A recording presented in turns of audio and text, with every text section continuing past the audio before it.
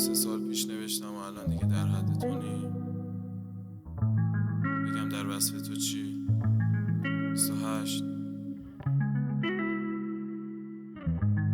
تولدت مبارک.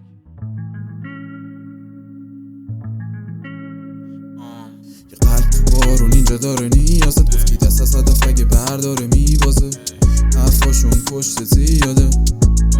میگذره این بازم، یه مغز داغون اینجا داره نیازت، گفتی دست از هدف اگه برداره میبازه، حرفاشون پشت زیاده،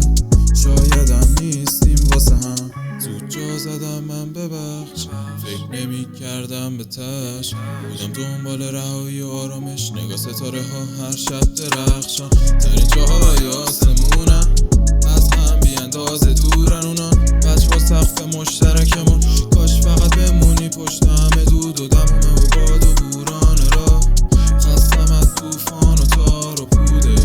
این زندگی که زیر است تار و تاریکی، با تو خاطراتم و ساختم هرچی قبل تو بوده یادم رفت، یه قلب تو بارون اینجا داره نیازت، گفتی دست از هدف اگه برداره میبازه، حرفاشون پشت زیاده